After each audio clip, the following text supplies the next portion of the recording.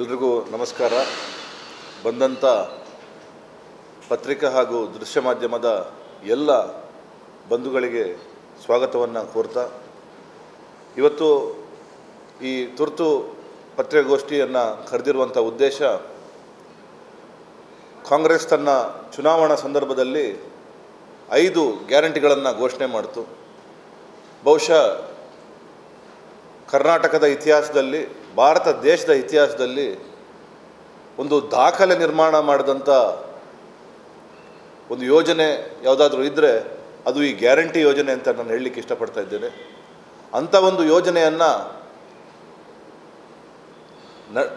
ನುಡಿದಂತೆ ನಡೆದಂಥ ಸರ್ಕಾರ ಯಾವುದಾದ್ರೂ ಇದ್ದರೆ ಅದು ಕಾಂಗ್ರೆಸ್ ಸರ್ಕಾರ.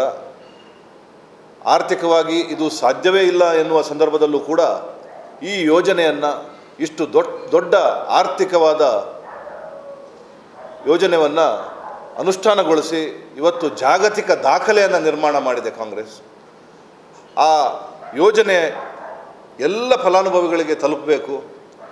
ಬಡವರಿಗೆ, ಕೂಲಿ ಕಾರ್ಮಿಕರಿಗೆ, ರೈತರಿಗೆ ಈ ಯೋಜನೆ ಕಡ್ಡಾಯವಾಗಿ ತಲುಪಬೇಕು ಅಂತ ಇದನ್ನು ಇನ್ನಷ್ಟು ಸಡಿಲಗೊಳಿಸುವ ಕಾರಣದಿಂದ ಸರ್ಕಾರ ಗ್ಯಾರಂಟಿ ಯೋಜನೆಯ ಸಮರ್ಪಕ ಅನುಷ್ಠಾನಗೊಳಿಸಲು ಪ್ರತಿ ತಾಲೂಕಿನಲ್ಲಿ ಈ ಗ್ಯಾರಂಟಿ ಸಮಾವೇಶವನ್ನು ಆಯೋಜನೆ ಮಾಡಿದೆ.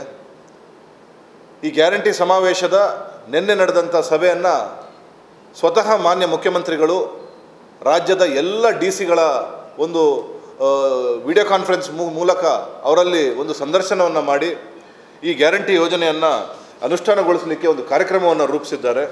ಇದರ ಅನ್ವಯ ದಕ್ಷಿಣ ಕನ್ನಡ ಜಿಲ್ಲೆಯಲ್ಲಿ 4ನೇ ತಾರೀಕಿನಿಂದ ಈ ಗ್ಯಾರಂಟಿ ಯೋಜನೆ ಪ್ರಾರಂಭವಾಗಲಿದೆ. ಪ್ರಪ್ರಥಮವಾಗಿ ದಕ್ಷಿಣ ಕನ್ನಡ ಜಿಲ್ಲೆಯಲ್ಲಿ ಮಂಗಳೂರಿನಲ್ಲಿ ಈ ಗ್ಯಾರಂಟಿ ಯೋಜನೆಯ ಕಾರ್ಯಕ್ರಮವನ್ನು ಆಯೋಜನೆ ಮಾಡಲಾಗಿದೆ. ನಮ್ಮ ಬೆಳ್ತಂಗಡಿ ತಾಲೂಕಿನಲ್ಲಿ 5ನೇ ತಾರೀಕು ಬೆಳಿಗ್ಗೆ 10 ಈ ಗ್ಯಾರಂಟಿ ಯೋಜನೆಯ ಕಾರ್ಯಕ್ರಮವನ್ನು ಹಮ್ಮಿಕೊಳ್ಳಲಾಗಿದೆ. ಅದರಲ್ಲಿ ಬೆಳಿಗ್ಗೆ 10 ಈ ಗ್ಯಾರಂಟಿ ಯೋಜನೆ 2 ಗಂಟೆವರೆಗೆ ಅಲ್ಲಿ ನಡೀಲಿಕ್ಕಿದೆ. ಬೆಳ್ತಂಗಡಿಯ ಕಿನ್ನಿಯಮ್ಮ ಸಭಾಭವನದಲ್ಲಿ, ಜೈನಪೇಟೆಯಲ್ಲಿರುವ ಕಿನ್ನಿಯಮ್ಮ ಸಭಾಭವನದಲ್ಲಿ ಈ ಕಾರ್ಯಕ್ರಮವನ್ನು ಹಮ್ಮಿಕೊಳ್ಳಲಾಗಿದೆ. ಇಲ್ಲಿ ಎಲ್ಲ ಫಲಾನುಭವಿಗಳಿಗೆ ಈ ಕಾರ್ಯಕ್ರಮಕ್ಕೆ ಸ್ವಾಗತವನ್ನು ಕೋರಲಾಗಿದೆ. ಅವರೆಲ್ಲ ಅಲ್ಲಿಗೆ ಬರ್ಬೋದು. ಯಾರಿಗೆ ಈ ಕಾರ್ಯಕ್ರಮದಿಂದ ಇನ್ನೂ ಫಲಾನುಭವಿಗಳಿದ್ದಾರೆ, ಅವ್ರಿಗೆ ಇನ್ನೂ ಅನುಷ್ಠಾನ ಆಗಿಲ್ಲ, ಇನ್ನೂ ಅವರಿಗೆ ಈ ಸ್ಕೀಮ್ಗಳ ಫಲಾನುಭವಿಗಳಿಗೆ ಬಂದಿಲ್ಲ ಅಂಥವರು ಕೂಡ ಈ ಯೋಜನೆಗೆ ಬರ್ಬೋದು. ಅಲ್ಲಿ ಪ್ರತ್ಯೇಕವಾದ ಕೌಂಟರ್ಗಳನ್ನು ತೆರೆಯಲಾಗ್ತದೆ. ಅದು ಗೃಹಲಕ್ಷ್ಮಿ ಇರ್ಬೋದು, ಅದು ನಮ್ಮ ಗೃಹ ಜ್ಯೋತಿ ಇರ್ಬೋದು, ಅದು ಅನ್ನಭಾಗ್ಯ ಇರ್ಬೋದು. ಯಾವುದೇ ಸಮಸ್ಯೆ ಇದ್ದರೆ ಆ ಸಮಸ್ಯೆಗೆ ಅಲ್ಲಿ ಪರಿಹಾರವನ್ನು ಕೊಡುವಂಥ ಕೆಲಸವನ್ನು ಮಾಡಲಾಗಿದೆ. ಬೆಳ್ತಂಗಡಿಯ ವಿಚಾರಕ್ಕೆ ಬಂದರೆ, ಈಗಾಗಲೇ ಗೃಹಲಕ್ಷ್ಮಿ ಕಾರ್ಯಕ್ರಮದ ಅಡಿಯಲ್ಲಿ 54,654 ಫಲಾನುಭವಿಗಳು ಬೆಳ್ತಂಗಡಿಯಲ್ಲಿ ಇದರ ಸದುಪಯೋಗವನ್ನು ಪಡ್ಕೊಂಡಿದ್ದಾರೆ.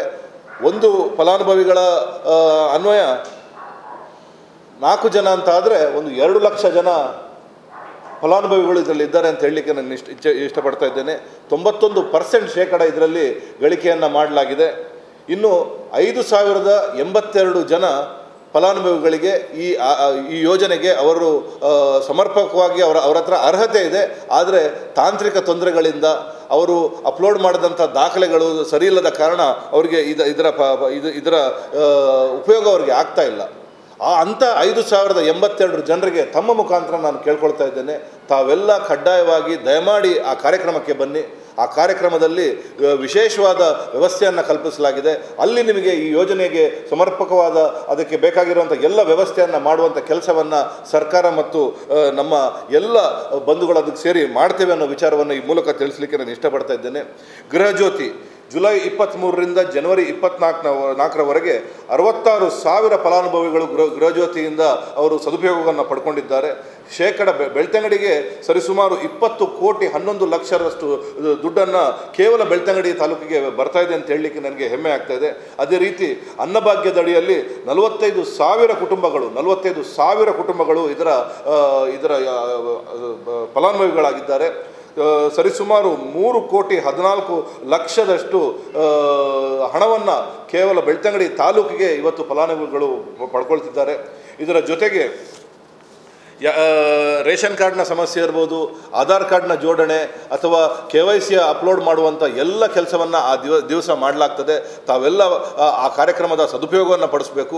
ನಮ್ಮ ಉದ್ದೇಶ ಯಾರು ನಮಗೆ ಈ ಸರ್ಕಾರ ಬರಲಿಕ್ಕೆ ಕಾರಣೀಭೂತರಾಗಿದ್ದಾರೆ, ಯುವಜನರು, ಗ್ರಾಮೀಣ ಭಾಗದವರು, ಅಲ್ಪಸಂಖ್ಯಾತರು, ಪರಿಶಿಷ್ಟ ಜಾತಿ, ಪರಿಶಿಷ್ಟ ಪಂಗಡ, ಆದಿವಾಸಿಗಳು, ವಿದ್ಯಾವಂತರು, ಅಕ್ಷರ ಇಲ್ಲದೆ ಇರುವಂಥವರು, ಇವರೆಲ್ಲರೂ ಈ ಸರ್ಕಾರವನ್ನು ಇವತ್ತು ಅಧಿಕಾರಕ್ಕೆ ತರಲಿಕ್ಕೆ ನೀವು ಕಾರಣೀಭೂತರಾಗಿದ್ದೀರಿ. ತಾವು ಹಳ್ಳಿಗಾಡಿನಲ್ಲಿರ್ಬೋದು, ತಮ್ಮ ಮನೆ ಹತ್ರ ನೆಟ್ವರ್ಕ್ನ ಸಮಸ್ಯೆ ಇರ್ಬೋದು, ತಮಗೆ ಈ ಕಾರ್ಯಕ್ರಮಕ್ಕೆ ಅರ್ಜಿಯನ್ನು ಹಾಕಲಿಕ್ಕೆ ಸಮಸ್ಯೆ ಇರ್ಬೋದು. ಆದರೆ ತಮಗೆಲ್ಲರ ಮನೆಗೆ ಈ ಕಾರ್ಯಕ್ರಮಗಳನ್ನು ತಲುಪಿಸಬೇಕು ಅನ್ನೋ ಉದ್ದೇಶದಿಂದ ಈ ಗ್ಯಾರಂಟಿ ಸಮಾವೇಶವನ್ನು ಸರ್ಕಾರ ಹಮ್ಮಿಕೊಂಡಿದೆ. ತಾವೆಲ್ಲರೂ ಬಂದು ಈ ಕಾರ್ಯಕ್ರಮವನ್ನು, ಇದರ ಸದುಪಯೋಗವನ್ನು ಪಡಿಸ್ಕೋಬೇಕು ಅಂತ ನಾನು ಕೇಳ್ಕೊಳ್ತಾ ಇದ್ದೇನೆ. ಅದೇ ರೀತಿ ಒಂದಷ್ಟು ಸಮಯದಿಂದ 94C ಮತ್ತು 94CCಯ ಅರ್ಜಿಗಳನ್ನು ನೀವು ಸಲ್ಲಿಸಿರ್ತೀರಿ. ಆ ಅರ್ಜಿ ಸಲ್ಲಿಸಿರುವಂಥ ಸಮಯದಲ್ಲಿ ಹಕ್ಕುಪತ್ರ ವಿತರಣೆ ಇನ್ನೂ ಆಗಿಲ್ಲ. ಹಕ್ಕುಪತ್ರ ವಿತರಣೆಗೆ ಬೇರೆ ಬೇರೆ ರಾಜಕೀಯ ಕಾರಣಗಳು, ಬೇರೆ ಬೇರೆ ಸಮಸ್ಯೆಗಳು, ಅಡೆತಡೆಗಳು ಇರುವಂಥದ್ದನ್ನು ನಾವೆಲ್ಲ ನೋಡಿದ್ದೇವೆ. ಆದರೆ ಸರ್ಕಾರದ ಮೇಲೆ ಒತ್ತಡ ತಂದು, ಅಧಿಕಾರಿಗಳ ಮೇಲೆ ಒತ್ತಡ ತಂದು, ಯಾವ ಬಡವರಿಗೆ ಹಕ್ಕುಪತ್ರ ಸಿಗಲಿಕ್ಕೆ ನೀವೆಲ್ಲ ಕಾತರದಿಂದ ಕಾಯ್ತಿದ್ದೀರೋ ಆ ಹಕ್ಕುಪತ್ರ ಕೊಡುವಂಥ 94C ಮತ್ತು 94CCಯ 135 ಜನರಿಗೆ ಹಕ್ಕುಪತ್ರ ಕೊಡುವಂಥ ಕಾರ್ಯಕ್ರಮ ಕೂಡ ಆ ದಿನ ನಡೆಯುತ್ತೆ ಅನ್ನುವ ವಿಚಾರವನ್ನು ನಾನು ಹೇಳಲಿಕ್ಕೆ ಇಷ್ಟಪಡ್ತಾ ಇದ್ದೇನೆ. ಈ ಕಾರ್ಯಕ್ರಮಕ್ಕೆ ನಮ್ಮ ಜಿಲ್ಲೆಯ ಉಸ್ತುವಾರಿ ಸಚಿವರಾದಂಥ ಮಾನ್ಯ ದಿನೇಶ್ ಗುಂಡೂರಾವ್ ಅವರು ಬರಲಿಕ್ಕಿದ್ದಾರೆ. ನಮ್ಮ 2 ಶಾಸಕರಾದಂಥ ಹರೀಶ್ ಕುಮಾರ್ ಅವರು ಮತ್ತು ಮಂಜುನಾಥ್ ಭಂಡಾರಿ ಅವರು ಬರಲಿಕ್ಕಿದ್ದಾರೆ. ಜಿಲ್ಲೆಯ ಎಲ್ಲ ಶಾಸಕರು ಮತ್ತು ಸಂಸದರು ಮತ್ತು ಎಲ್ಲ MLCಗಳನ್ನು ಕೂಡ ಈ ಕಾರ್ಯಕ್ರಮಕ್ಕೆ ಸರ್ಕಾರದ ವತಿಯಿಂದ ಆಹ್ವಾನ ಮಾಡಲಾಗಿದೆ. ಅವರೆಲ್ಲರೂ ಆ ಕಾರ್ಯಕ್ರಮಕ್ಕೆ ಬರ್ತಾರೆ. ದಯಮಾಡಿ ತಮ್ಮ ಮಾಧ್ಯಮದ ಮುಖಾಂತರ ಹೆಚ್ಚಿನ ಪ್ರಚಾರವನ್ನು ಕೊಟ್ಟು ಈ ಕಾರ್ಯಕ್ರಮ ಜನರಿಗೋಸ್ಕರ ನಡೀತಿರುವಂಥ ಕಾರ್ಯಕ್ರಮ, ಇದರ ಸದುಪಯೋಗವನ್ನು ಜನರು ಪಡ್ಕೋಬೇಕು ಅಂತ ತಮ್ಮ ಮೂಲಕ ನಾನು ಕೇಳ್ಕೊಳ್ಳಿಕ್ಕೆ ಇಷ್ಟಪಡ್ತಾ ಇದ್ದೀನಿ. ಯುವ ನಿಧಿ ಇಡೀ ರಾಜ್ಯದಲ್ಲಿ ಹತ್ತತ್ರ ಒಂದು 2 ಲಕ್ಷ ಅರ್ಜಿಗಳು ಬಂದಿದೆ. ಆ ಯುವ ನಿಧಿ ಕಾರ್ಯಕ್ರಮದ ಅರ್ಜಿ ಕೂಡ ಈ ನಮ್ಮ ಗ್ಯಾರಂಟಿ ಸಮಾವೇಶದಲ್ಲಿ ಅದರ ವ್ಯವಸ್ಥೆಯನ್ನು ಕೂಡ ಮಾಡಲಾಗ್ತದೆ. ದಯಮಾಡಿ ಯಾರಾದರೂ ನಿರುದ್ಯೋಗಿ ಯುವಕರು ಇದ್ದರೆ ಅದಕ್ಕೆ ಅರ್ಹತೆಗಳನ್ನು ಈಗಾಗಲೇ ಘೋಷಣೆ ಮಾಡಲಾಗಿದೆ. ಅವರು ಕೂಡ ಬಂದು ಅದರ ಸದುಪಯೋಗವನ್ನು ಪಡ್ಕೋಬೇಕಾಗಿ ತಮ್ಮ ಮೂಲಕ ನಾನು ಕೇಳ್ಕೊಳ್ತಾ ಇದ್ದೆ.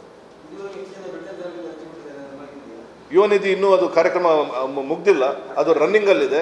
ನಾವು ಆ ಗ್ಯಾರಂಟಿ ಸಮಾವೇಶ ಆಗಿದ ತಕ್ಷಣ ಅದರ ಎಷ್ಟು ಜನ ಹಾಕಿದ್ದಾರೆ ಅಂತ ಮಾಹಿತಿಯನ್ನು ತಮಗೆ ಕೊಡ್ತೇವೆ.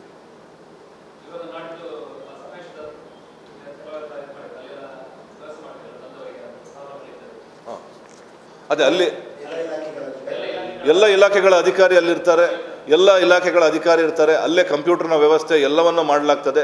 ಪ್ರತ್ಯೇಕವಾದ ಕೌಂಟರ್ಗಳನ್ನು ತೆರೆಯಲಾಗ್ತದೆ. ಯಾರಿಗೆ ಸಿಕ್ಕಿಲ್ಲ, ಕೆಲವರಿಗೆ 2 ತಿಂಗಳದ್ದು ದುಡ್ಡು ಬಂದಿದೆ, ಇನ್ನೂ ಮಿಕ್ಕಿದ್ದು ಬಂದಿಲ್ಲ ಅಂತ ಏನೇನಿದೆ ಅದೆಲ್ಲದಕ್ಕೂ ಸಮಸ್ಯೆಯನ್ನು ಅಲ್ಲೇ ಕೊಡಲಾಗ್ತದೆ. ನೀವು ನಮ್ಮೂರಿನ ಇನ್ನಷ್ಟು ಹೊಸ ಸುದ್ದಿಗಳನ್ನ ವೀಕ್ಷಿಸಬೇಕೆ?